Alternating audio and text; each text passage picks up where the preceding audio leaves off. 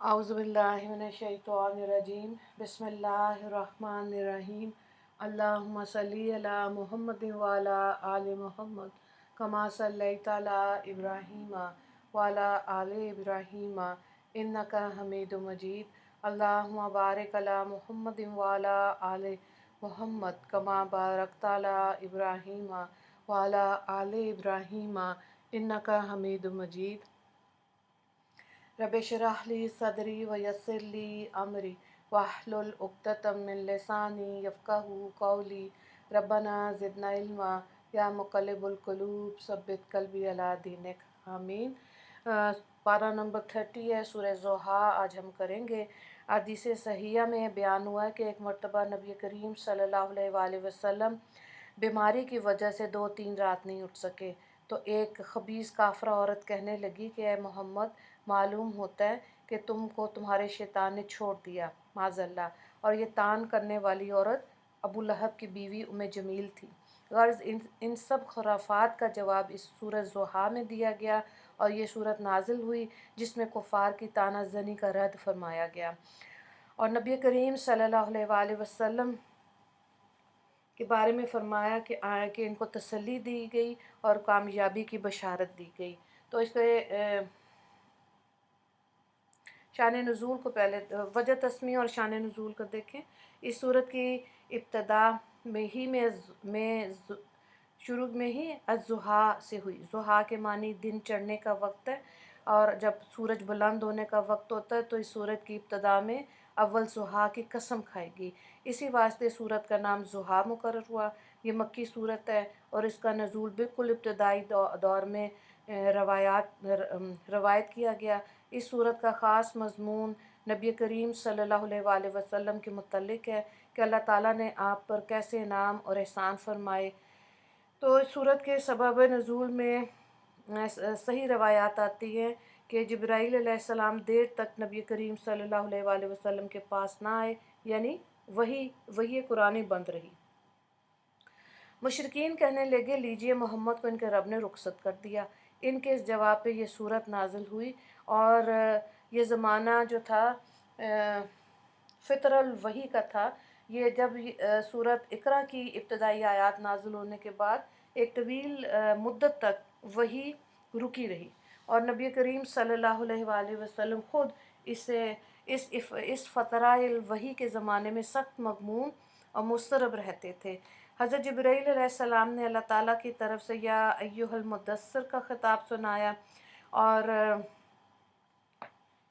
उसके बाद फिर वो सिलसिला जारी रहा। लेकिन यहाँ पे देखें, बिस्मिल्लाहिर्रहमानिर्रहीम वज़्ज़ुहा वल्लैलि इज़ा सजा मा वद्दअक रब्बुका वमा कला वलल आखिरतु खैरुल लक मिनल ऊला वलसौफ़ युअतिका रब्बुका फतरदा।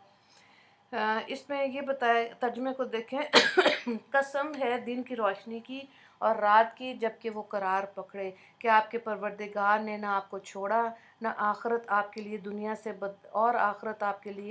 दुनिया से बदरजा बेहतर है और अनकरीब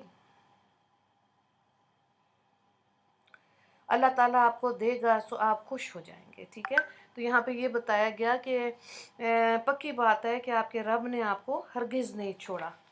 ठीक है, चुनाचे पहली कसम खाई वज़्ज़ुहा यानी कसम ज़ुहा की, ज़ुहा के वक्त की। ज़ुहा यानी चाश्त का वक्त जो होता है, यानी कि ये सुबह 9:30 से 11 बजे के दरमियान में 2 नफल चाश्त के पढ़े तो इसमें जो है ना हमारे जिस्म में 360 जोड़ हैं, उनकी तरफ से भी ये 2 नफल जो हैं वो शुक्राने के नफल हो जाएंगे। बुखारी की हदीस पाक है, हज़रत आयशा रज़ी अल्लाह ताला अन्हा जो थी वो इन 2 नफल को बाकायदगी से पढ़ती थी और अपने वालिदैन का भी बहुत एहतराम करती थी।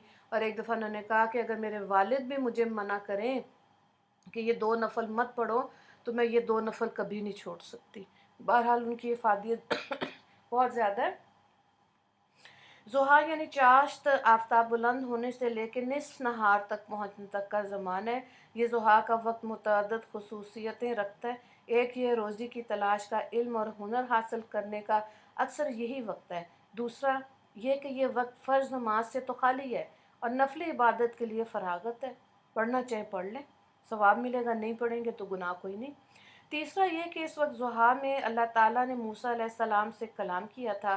चौथा ये कि उस वक्त में फ़िरौन के जादूगर मूसा अलैहिस्सलाम के मोअज़्ज़ात देख कर ईमान लाए, सजदा किया। बस ये वक्त नूर हक़ के कमाल ज़ाहिर होने का वक्त है। पाँचवा ये कि ज़ुहा की नमाज जिसके अदना 4 रकतें और आला 12 हैं, 2 भी पढ़ सकते हैं, और जिस नमाज की बहुत सी फजीलतें हदीस में आई उसी वक्त मुकर्रर है। ठीक है, इससे तंगदस्ती, फ़क्र, अफलास दूर होता है, कब्र की तंगी दूर होगी, वहाँ की अंधेरी रात और अजाब से इंसान बच जाता है। ठीक है, फिर दूसरे तौर तहज्जुद की नमाज की भी यकीनन बहुत फजीलत है, उससे भी रिस्क में बरकत होती है और कब्र के हिसाब से इंसान बचता है। फिर यहाँ पर दूसरी कसम ये खाई वल्लैली इज़ा सजा, और रात की जब वो करार पकड़े यानी अंधेरा छा जाए, तो यहाँ 2 चीज़ों की कसम खाई है। दिन की जब खूब रोशन हो जाए और रात की जब खूब अंधेरा हो जाए। इसके बाद जवाब कसम है, माँ वादा का रब्बू का व माँ कला, आपके परवरदिगार ने आपको नहीं छोड़ा और ना आपसे दुश्मनी की है, अल्लाह आपसे राज़ी है। ठीक है, और आखिरत के इनामात दुनिया से कहीं ज़्यादा है। वलल आखिरतु खैरुल लका मिनल ऊला, और आपको राज़ी किया जाएगा। ठीक है, और अनकरीब आपका परवरदिगार आपको इतना देगा, खुश हो जाएंगे। यानी नाराज़ और बेजार होकर छोड़ देना तो कैसा, अभी तो आपका रब आपको दुनिया और आखिरत में इस कदर दौलतें, नेमतें अता करेगा कि आप पूरी तरह मुतमईन और राज़ी हो जाएंगे। हदीस पाक में कि जिस वक्त ये आयत नाजिल हुई उस वक्त नबी करीम सल्लल्लाहु अलैहि वसल्लम ने सहाबा से फरमाया, मैं कभी हरगिज़ राज़ी ना हूँगा जब तक कि अपनी उम्मत से एक एक को जन्नत में दाखिल ना करा लो। गर्ज फला सौफ़ युती का रब्बू का फ़तरदा, कि आपको आपका रब इतना देगा आप राज़ी हो जाएंगे। ये बड़ा वसी और वादा और अल्लाह ताला की तरफ से नहायत कीमती तोहफ़ा है। तो इसलिए देखें, एक तो नुक्ता इसमें से ये भी निकलता है कि ये जो उम्मत है ना, ये उम्मत को, इस उम्मत में इख्तिलाफ़ात जितने मर्ज़ी हों, लेकिन जिसने ला इलाहा इल्लल्लाह पढ़ लिया उस पर जन्नत वाजिब है। फिर आप सल्लल्लाहु अलैहि वसल्लम की खुसूसियात के बारे में चंद बातें वो भी देखें। नंबर 1 कि मेरी बेइज्जत तमाम दुनिया की तरफ हुई। आप सल्लल्लाहु अलैहि वसल्लम ने फरमाया, मुझसे पहले अम्बिया सिर्फ़ अपनी अपनी कौम की तरफ मबूस हुए और मैं तमाम दुनिया के लिए मबूस हुआ हूँ। दूसरा नंबर पे यह है कि मैं ख़ातमुन नबिय्यीन हूँ, मेरी ज़ात पे सिलसिला अम्बिया ख़त्म हुआ, मेरे बाद कोई नबी नहीं आया। तीसरा ये है कि मुझे जवामुल कलम अता किए गए, यानी मुख्तसर जामे कलमात के थोड़े अल्फाज में बामानी उसकी तफसीर हो जाए। चौथा ये कि मुझे रोब और हैबत के ज़रिए फ़तह और नुसरत अता की गई और दुश्मनों पर मेरा मेरा रोब डाला गया। नंबर 5 तमाम रुए ज़मीन मेरे लिए सजदा गाह और पाकीज़ा बना दी गई, यानी मेरी उम्मत को हर जगह नमाज़ पढ़ने की इजाज़त है, वह मस्जिद में हो या गैर मस्जिद में। मेरे लिए पाक मट्टी से तयम्मुम का हुक्म नाज़िल हुआ कि मुझे हर तयम्मुम की इजाज़त है हर जगह, और मेरे लिए मिट्टी को पानी की तरह पाक चीज़ बना दिया। सुभान अल्लाह। नंबर 6 माल गनीमत मेरे लिए हलाल किया गया और मुझसे पहले किसी पैगंबर के लिए हलाल नहीं था। फिर मेरे पैरोकार तमाम अम्बिया मुरसलीन के पैरोकारों से ज़्यादा होंगे। चुनांचे एक हदीस में है, क़यामत के दिन जन्नतियों की 120 सफ़े होंगी, जिनमें से 80 सफ़े उम्मत मुहम्मदिया की होंगी। सुभान अल्लाह।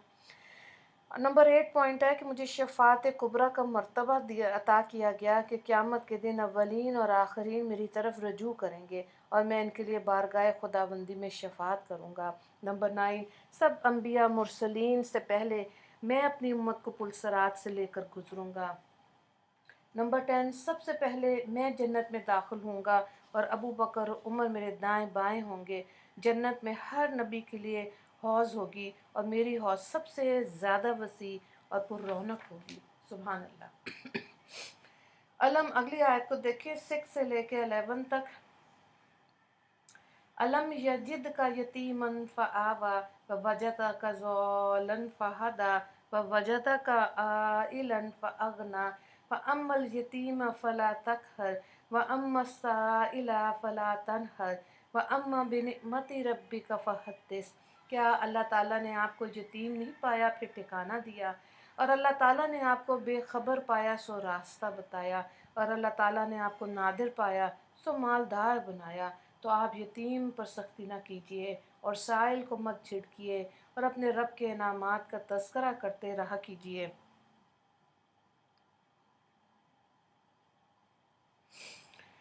ٹھیک ہے، تو یہاں پہ یتیمے میں عظمتوں کا تاج پہنانا، یعنی کہ ظاہر ہے آپ صلی اللہ علیہ وآلہ وسلم جب دنیا میں آئے تو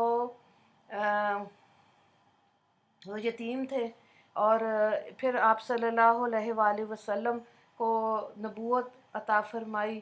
اللہ تعالیٰ نے ان کو بہترین امت اور بہترین نبی بنایا، اور اچھی امت لوگوں کے لیے بھی ضروری ہے کہ اس امت میں ہونے کا حق ادا کیا جائے۔ پھر اس میں آیات میں ہے کہ یتیم پر سختی نہ کی جائے، ان سے اچھا بول بولا جائے، اور سائل کو نہ جھڑکا جائے۔ ٹھیک ہے، ابھی دیکھیں یہ جو مانگنا ہے، فقیری ہے، یہ تو ایک باقاعدہ پروفیشن بن گیا نا۔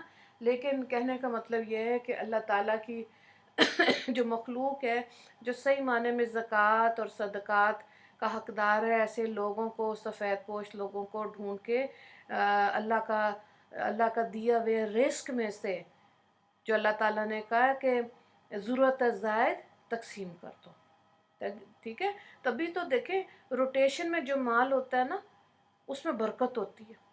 یہ نقطہ اگر سمجھ آ جائے تو اللہ تعالیٰ تو کہہ رہے میری راہ میں خرچ کیا، میں 10 گنا سے 700 گنا مال کو بڑھا دوں گا تمہارے۔ ہم بچا بچا کے رکھتے رہتے ہیں۔ تو اس صورت میں اس کی بڑی اچھی تفصیل موجود ہے۔ خلاصہ دیکھیں اس صورت کا۔ اور ایک اور اہم بات یہ ہے کہ اللہ کی نعمتوں کو بیان کرنا چاہیے۔ ہم مال پیسے میں کنجوس نہیں ہیں، ہم لفظوں میں بھی کنجوس ہیں۔ کبھی ہم دوسرے کی تعریف کرنا چاہیے، خاوند کی تعریف کرنی چاہیے۔ ٹھیک ہے، ہر وقت تو وہ برا نہیں ہوتا، جو کہ حدیث پاک ہے کہ جہنم میں اس امت کی عورتیں زیادہ ہوں گی۔ کیوں؟ کیونکہ وہ خاوندوں کی ناشکری کرتی ہوں گی۔ تو ان کو بھی کبھی کبھی اچھا الفاظ بولنا چاہیے، بچوں کو کہنا چاہیے۔ میں کہ سسرال میں کہیں تو اچھے الفاظ کی بھی برکتیں ہوتی ہیں، برے الفاظ کی بھی نحوست ہوتی ہے، اور بعض دفعہ انسان برے الفاظ کا بوجھ ساری زندگی اٹھاتا ہے۔ خلاصہ دیکھیں اس سورت کا موضوع نبی کریم صلی اللہ علیہ وآلہ وسلم کی شخصیت ہے، اور اس میں 4 مضامین بیان ہوئے۔ نبی کریم صلی اللہ علیہ وآلہ وسلم کو خطاب کرتے ہوئے اللہ نے قسم کھا کر فرمایا کہ اللہ نے نہ تو آپ کو چھوڑا اور نہ ہی آپ سے ناراض ہوئے۔ آپ کے مخالفین اگر حسد اور دشمنی کی بنا پر ایسی باتیں کرتے ہیں تو قطعاً جھوٹ بولتے ہیں۔ آپ کو 2 عظیم بشارتیں سنائی گئیں۔ پہلی یہ کہ آپ کا مستقبل حال موجود سے بہتر ہوگا، یا یہ کہ آپ کی آخرت دنیا سے بہتر ہوگی، اور یہ کہ اللہ آپ کو دنیا اور آخرت میں اتنا عطا کرے گا آپ خوش ہو جائیں گے۔ پھر اللہ نے اپنے 3 احسانات یاد دلائے۔ آپ یتیم تھے، ہم نے آپ کو ٹھکانہ دیا۔ آپ دین سے بے خبر تھے، ہم نے آپ کو اس کا راستہ دکھایا۔ آپ تنگ دست تھے، ہم نے آپ کو غنی کر دیا۔ تو ان 3 نعمتوں کے مقابلے میں آپ کو 3 وصیتوں کی صورت میں گویا شکر کی تلقین کی گئی، یعنی یتیم پر سختی نہ کیجیے، سائل کو نہ جھڑکیے، اور اپنی رب کی نعمتوں کا تذکرہ کیجیے۔ تو بیسکلی تو یہ امت کی اصلاح کے لیے بھی سب چیزیں ہمیں اپنی زندگیوں میں ان تینوں چیزوں کو شامل کرنا چاہیے۔ ٹھیک ہے، اس صورت کی 3 سوالات ہیں۔ صورت کا شان نزول تحریر کریں۔ دوسرا سوال ہے کہ آپ صلی اللہ علیہ وآلہ وسلم کی خصوصیات تحریر کریں، اور تیسرا سوال ہے سورہ ضحیٰ کا خلاصہ تحریر کریں۔ دعا کر لیتے ہیں۔ اللہ تعالیٰ کا بے انتہا شکر و احسان کہ جس نے اپنے فضل و کرم سے ہم کو نبی کریم صلی اللہ علیہ وآلہ وسلم کا امتی ہونا نصیب فرمایا۔ یا اللہ، ہم ہر ان گناہوں سے معافی چاہتے ہیں جو آپ کی رحمت سے دور کر دیں اور عذاب میں مبتلا کرنے کا ذریعہ ہوں۔ اللہ، ہماری غلطیاں، سختیاں، گناہ اور سزا کو معاف کر دیجیے، اور صحیح معنی میں اتباع سنت کی توفیق عطا فرما۔ اللہ، ہمیں سنت اور بدعت کا فرق سمجھا دیجیے، اور صراط مستقیم ہمارے لیے آسان فرما دیجیے۔ آمین یا رب العالمین۔ وآخر دعوانا ان الحمدللہ رب العالمین۔ اللہم اغفر للمسلمین والمسلمات والمؤمنین والمؤمنات۔ السلام علیکم ورحمۃ اللہ وبرکاتہ۔